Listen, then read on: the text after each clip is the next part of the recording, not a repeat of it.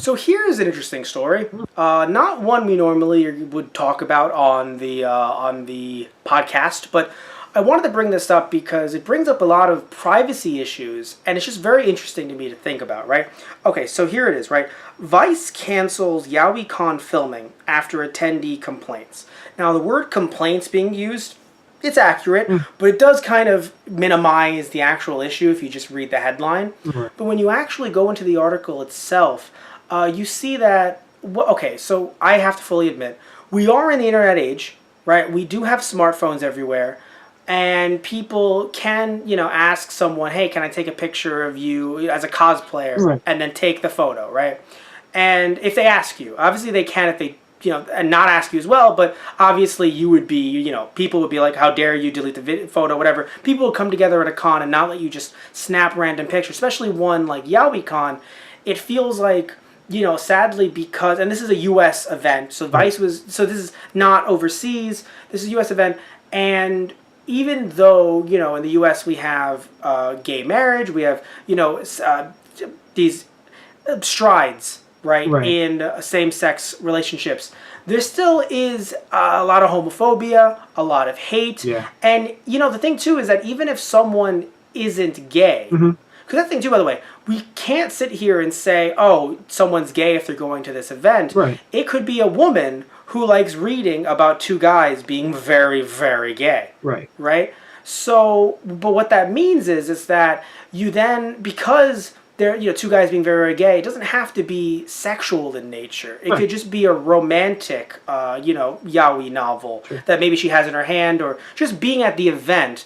And she gets snapped in a photo, not because of some fan being... You can think about it too, right? Some fan, right, who maybe took a cosplay photo of someone, and they asked for permission, and then maybe this random hypothetical woman gets caught in the background somewhere. Right. That person maybe has, 400 friends on Facebook? Yeah. So what, right? This is just some person that took the photo of this hypothetical woman in the background who, didn't want to be in the shop but doesn't know that the actual picture's happening. Right. Big difference between that and Vice making a documentary series with their reach. I mean, Vice is huge. They have a television channel as well. Right. If I correct me if I'm wrong there, guys, in the comments below, but I'm pretty sure they have a television channel as well. If not, then obviously they're huge in digital media. And Vice wanted to make a documentary, which isn't bad in theory. The issue is that a Vice, seemingly, so we shouldn't blame Vice here, actually, to be fair. Because for the way the article describes it, Vice asked the con, hey, could we do this? Are we able to do this? And the con said, sure. And then just told people going to the con, hey, by the way, you're going to be on camera. Right. Hope you like your gay con. And it was like, no. Yeah. You don't fucking do this. You do it before you put the tickets out. Right. Even if Vice came, because here's the thing, even if, let's say, we do blame Vice, and Vice came in the middle of, while all the tickets were sold out, Vice was like, hey, can we do this? It is then up to YaoiCon to say, people already bought their tickets, this is a very secretive event, people can, lose their jobs over this, if, you catch a man or a woman there who, can be associated with, the quote-unquote gay agenda.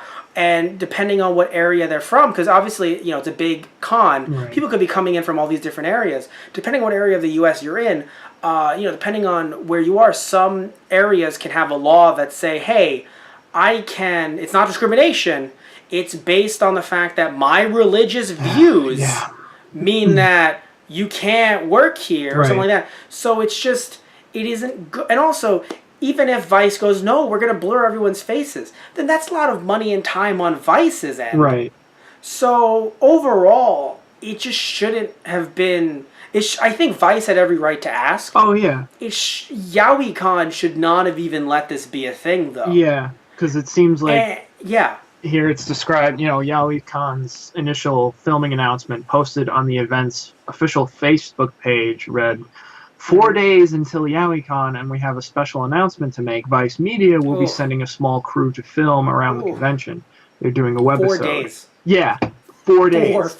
4 fucking days to tell people. Because here's the thing too, right? Obviously, some people that try to make light of this, make a joke like, "Oh, well, I mean, if you're at a Comic-Con, people can be like nerds, and people could be like, ah, nerds." But there's a difference between someone going, haha, nerds, and going, oh, let's beat up the gay kid. Yeah. Right? And even if we're not getting into physical violence, again, there are certain places in the U.S. that can, it's not discrimination, quote unquote, right, but can hold it against you that you are at this convention. And just in general, like, people just want to live their lives. Not everyone needs to wear a mask. Right? And again, huge, masks to like walk around and be like, oh God, I have to be a ninja to be at this convention. And again, difference between someone who, again, like if we're doing a documentary series and you wanted to do this, right?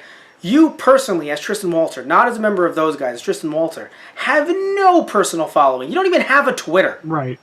You don't even have a Twitter. So there's no way that your documentary is going to be seen by the masses. Maybe at most, I'm sorry to say this, I would love for your documentary to be seen by a lot of people. I'd go for 100 views. You made a documentary with tops. That's what I'm saying. Tops. Because you don't have any social following personally. And even as part of, us with those guys, we're okay. We're doing okay, right? So I'm just trying to say that, when you compare us to Vice, or compare you to Vice, guys, like, you just can't do this. And also, let's be real here. YaoiCon got money for this. Vice didn't go, can you kindly? And YaoiCon was like, well, I mean, if you ask so politely, I guess. No, there was money involved because that's how this works. Right. And if there's money involved, again, I have no problem with the money being involved and them announcing it when the con first starts. But it feels like, regardless of when Vice jumped in, they waited until 4 days so it would be harder for people to cancel, even though they would allow cancellations. So YaoiCon did allow cancelings to happen. Right. But it feels like they waited. Yeah. Just so it could be like, oh, you didn't see it on Facebook. Oh well, now you're here. Now you traveled here from across. Another thing too, by the way, people that travel from across the U.S. Now they don't just have to cancel the YaoiCon tickets, but now they have to fucking cancel flights too. Hotels, the whole the everything whole across fucking the board. Right. The whole 9 yards. Yeah. So it's bullshit for one. This was dumb, and I know I want to give you a chance to speak, but like, I mean, you just, I hate to say this is one of the topics where you're like, yeah, fuck YaoiCon. All right. Like, you know what I'm saying? Like, what? Do you have much else to add, Tristan? Well, yeah. No, I mean, it was the idea that a lot of people, a lot of congoers, and even artists, too, being there, enjoy the privacy of the con. And losing that sense of security really alienated a lot of people. And that's a huge problem. Yeah, I mean, it would be like Patreon. A lot of these artists that do not safe for work stuff on Patreon. It'd be like if Patreon said, you have to attach your Facebook to be part of Patreon. Yeah.